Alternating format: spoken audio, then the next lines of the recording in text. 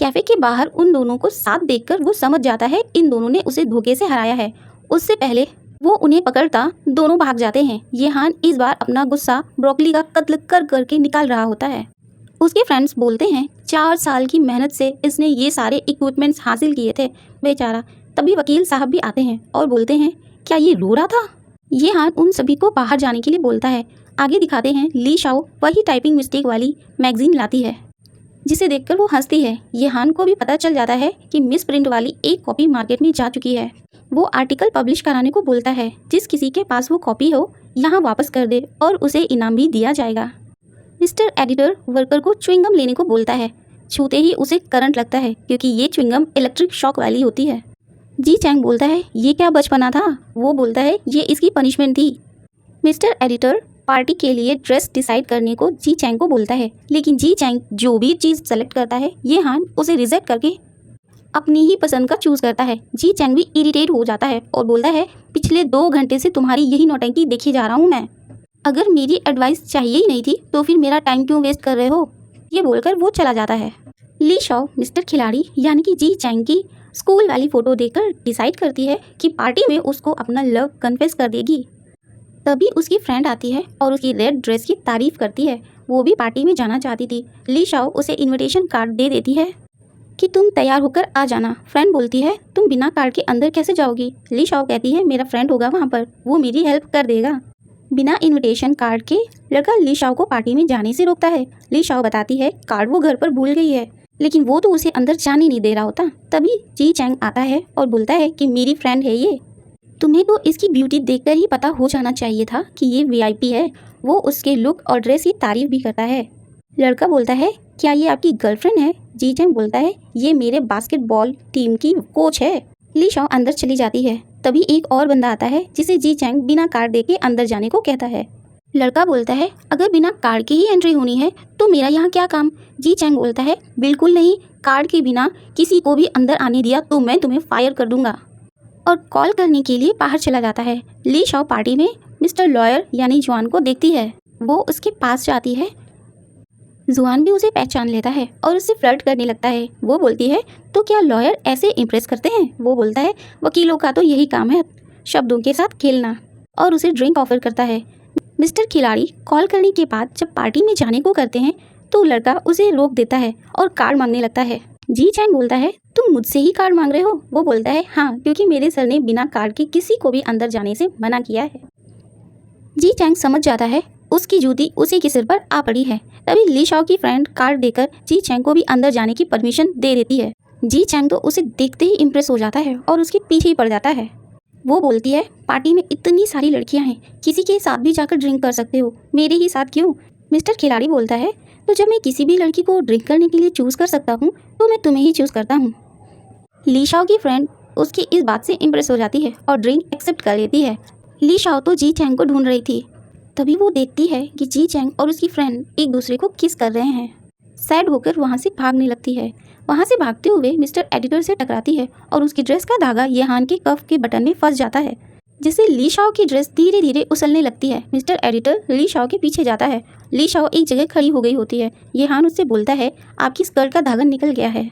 वो देखती है उसकी स्कर्ट काफ़ी खुल चुकी है। येहान बोलता है कि ये धागा शायद हम दोनों की किस्मत का कनेक्शन है। ली शाओ बोलती है किस्मत माय फुट। वो तो बहुत गुस्से में होती है, लेकिन मिस्टर एडिटर को तो ली शाओ से पहली नज़र वाला प्यार हो गया होता है। येहान उसके लिए टेबल पर के कपड़े से एक प्यारी सी स्कर्ट बनाकर पहना देता है और इस ड्रेस का नाम देता है कार्पे डियम। उसकी स्किल देखकर ली शाओ भी इम्प्रेस हो जाती है और थैंक यू बोलती है।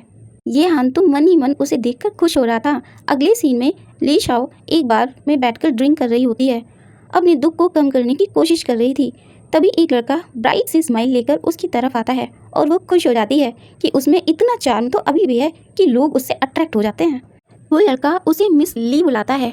अब तो उसे याद आ जाता है कि ये तो उसका स्टूडेंट था और एम्बैरेस हो जाती है। लड़का बोलता है कि मेरे और भी फ्रेंड्स हैं, वो भी ली शाओ के स्टूडेंट थे। वो तो पतली गली से निकल लेती है। मिस्टर एडिटर घर आने पर भी ली शाओ को ही याद कर रहे हैं। सुबह में जब ली शाओ का फ़ोन रिंग करता है तो वो हाथ में पकड़े हैंडल को ही कान में लगाकर हेलो हेलो करती है, लेकिन जब वो देखती है कि ये फ़ोन नहीं हैंडल है तब उसे याद आता है कि नशे में रात में अलमारी की डोर को ही घर का डोर समझ रही थी। और उस अलमारी के हैंडल को ही तोड़ देती है। वो पानी पीने के लिए बाहर आती है। उसकी फ्रेंड उससे बताती है कि उसने एक लड़के को किस किया पार्टी में। ली शाओ पूछती है कि क्या तुम उसे पसंद करती हो? वो बोलती है नहीं, बिल्कुल नहीं, वो तो सिर्फ एक किस थी। मैं कोई उसे पसंद नहीं करती और हम लोगों में तो कांटेक्ट भी शेयर नहीं हुआ। ऑफिस में येहान ली शाओ का स्केच बनाकर बोर्ड पर लगा देता है और सभी से पूछता है कि लास्ट नाइट पार्टी में किसी ने इस लड़की को देखा है क्या? जी चैन बोलता है क्या तुम किसी एलियन को ढूंढ रहे हो? वेल, उसने ड्रॉ भी कुछ ऐसा ही किया है और खुद ही खुश हुए जा रहा था, अपनी ड्राइंग की तारीफें किए जा रहा था। जी चैंग एम्प्लॉइज से पूछता है कि क्या किसी ने पार्टी में ऐसी लड़की देखी है जिसकी आंखें उसके चेहरे से भी बड़ी हों, लेकिन कोई नहीं पहचान पाता। जी चैंग बोलता है अगर लड़की तलाश ही रहे हो तो मेरे लिए भी एक तलाश दो।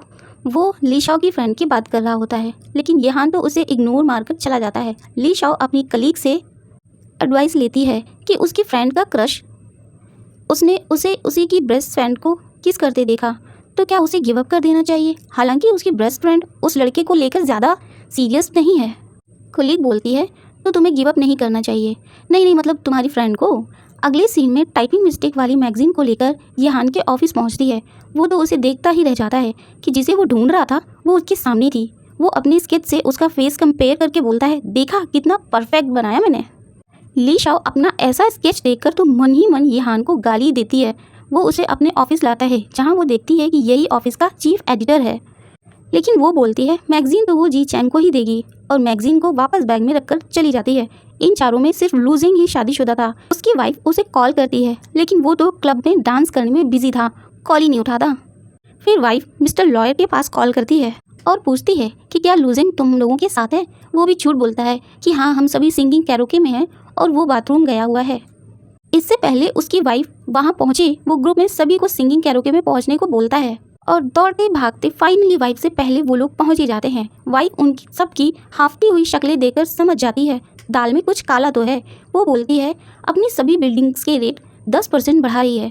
सभी दोस्त परेशान हो जाते हैं और बोलते हैं हमें थोड़ा समय तो दे देती, लेकिन वाइफ बोलती है तुम लोगों का रेंट उतना ही रहेगा, बस किसी से बताना नहीं।